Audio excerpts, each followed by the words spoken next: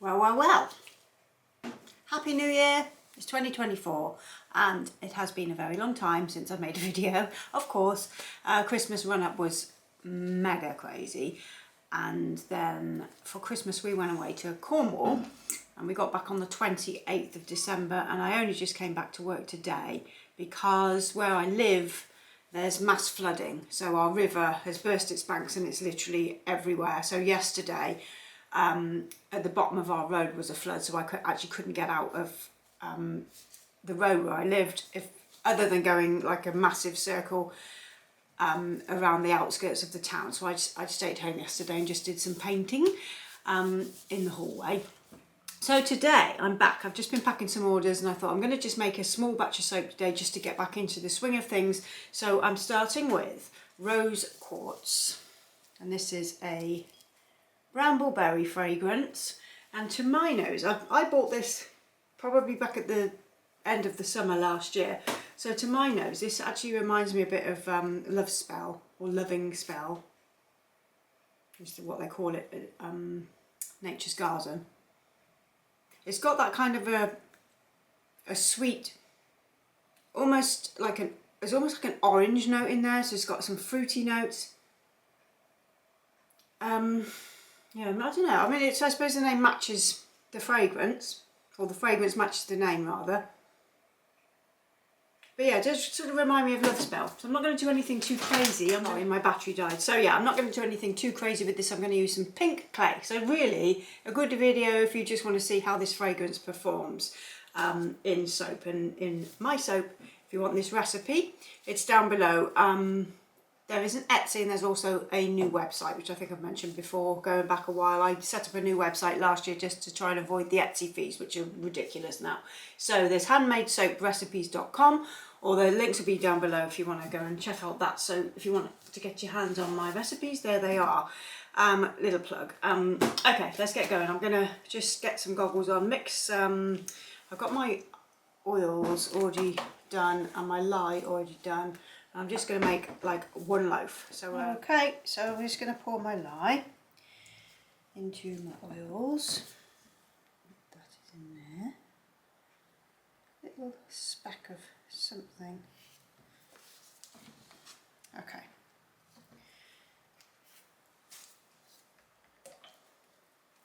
This has been cooling for quite some time because I've been making packing orders, so it might be a little on the cool side, so I'm probably going to get a false trace to start, but that's okay. Just blend it back in to control that, and it'll go back to fluid rather than curdled.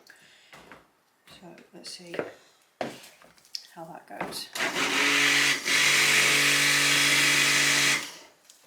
Just pop you up so you can see this, because I haven't got a clear thingamajigger. There we go. It's a bit, you can see a little bit more. So it's going to be, yeah, false trace for sure.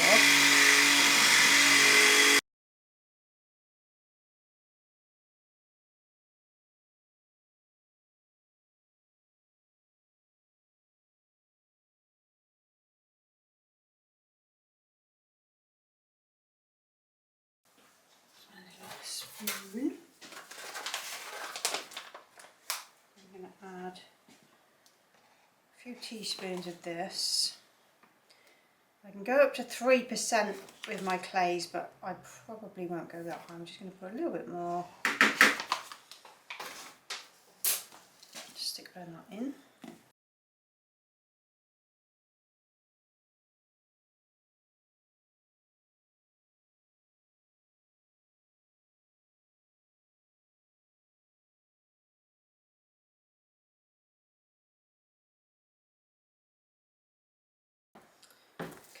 Let's see what this scent is going to do. Just take that off there.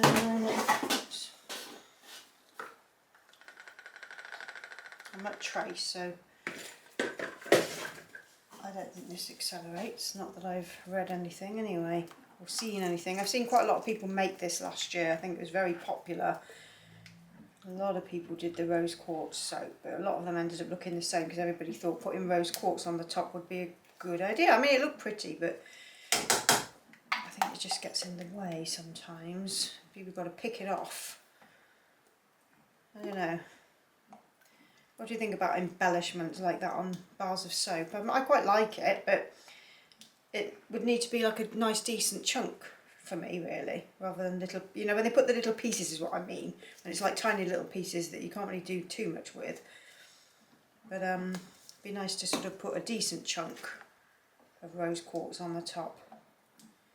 So yeah, to me that does still smell a little like Love Spell, but it's not accelerated in any way at all. In fact, I think I'm going to put a little bit more clay in there because I want it to be a bit more pink than it is. So I'm just going to be careful with that and not go too mental. Just needs a little bit more rosiness.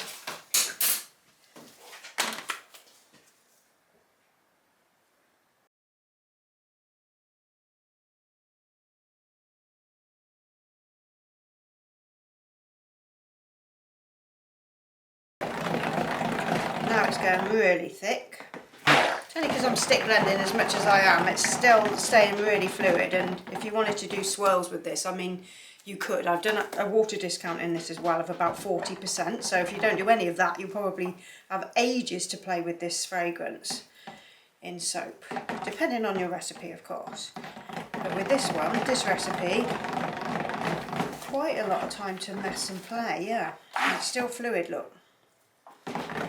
Good fragrance oil, Brambleberry, very nice. Okay, I think we've mixed enough. So I'm going to pour this in now.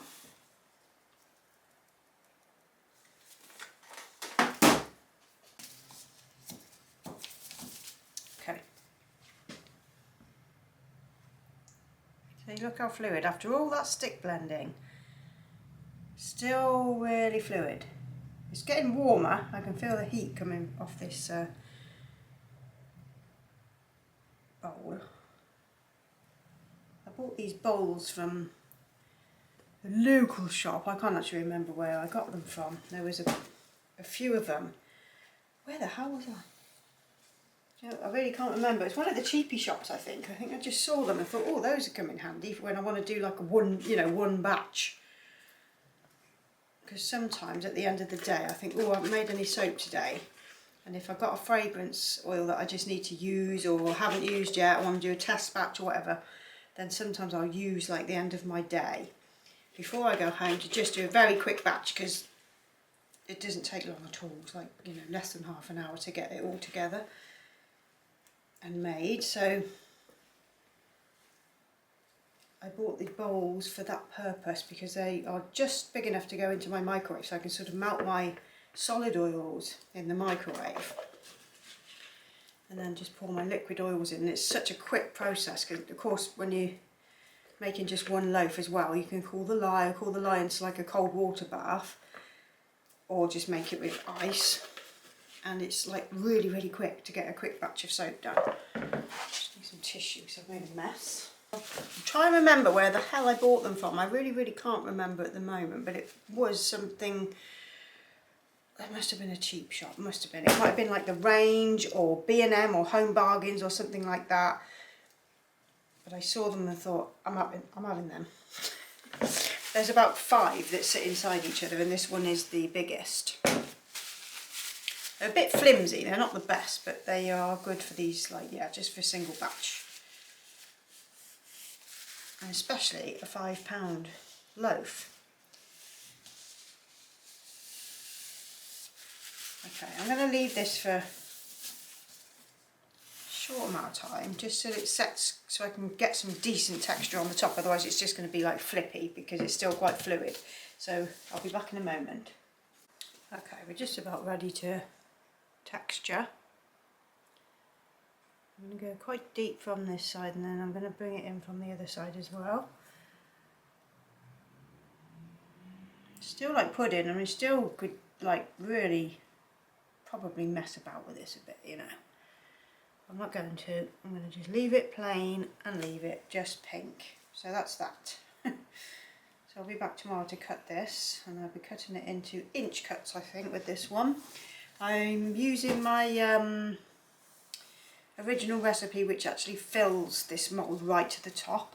Sometimes I do a lower, chunkier bar, but this past sort of month I've been going back to my tank cuts, which are inch cuts, but it's still like a 5.5 ounce bar. So I'll be back to cut this shortly. Okay, back again to cut rose quartz.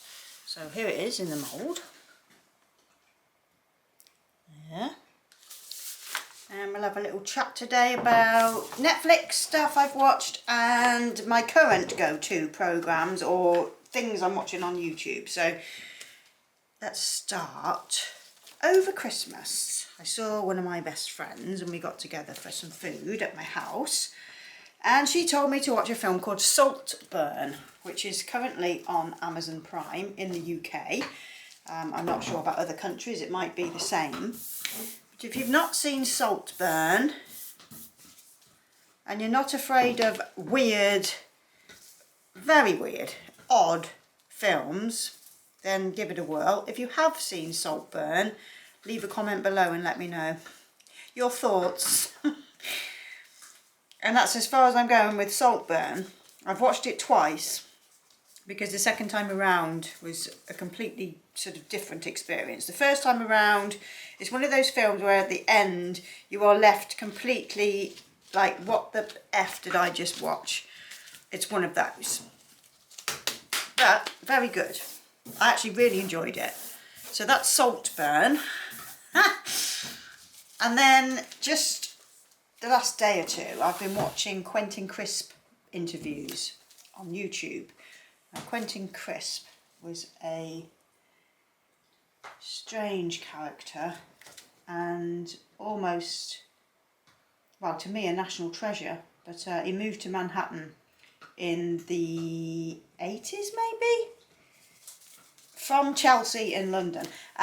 If you don't know who Quentin Crisp is, he wrote books and he was a model and he was an eccentric gay man who I just think he's hilarious and I absolutely love him. And he died, a number of years ago, but the interviews on YouTube are just well worth a watch if you're really into people who talk really intelligently. Then give Quentin Crisp interviews a go. There's so many on YouTube, you can actually find several, but I'll link my two recent favourites down below. So if you're into that kind of thing, give him a watch. He's just thoughts on life and such. And definitely my kind of person. I just think, oh God, if we'd met, I would have absolutely loved this man. I mean, I've met characters like him in my life, but I would have loved to have known him. He's just amazing. So, yeah, that's what I've been watching. Other than that, I've watched the old Christmas movies. I had Home Alone. We watched Beetlejuice on Christmas. We went to Cornwall with my nephew and his girlfriend. Excuse me, I'm just going to have a little sippy of coffee.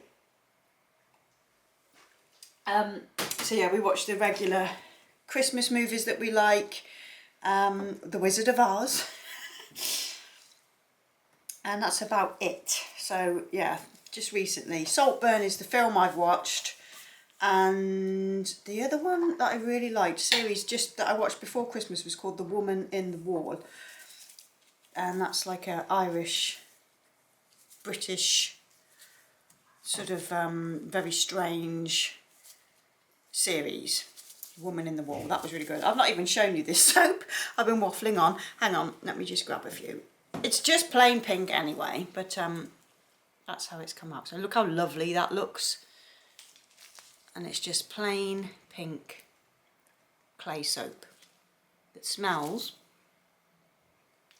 so similar to Love Spell. It's actually, yeah, it's almost uncanny. It smells very similar to my nose anyway.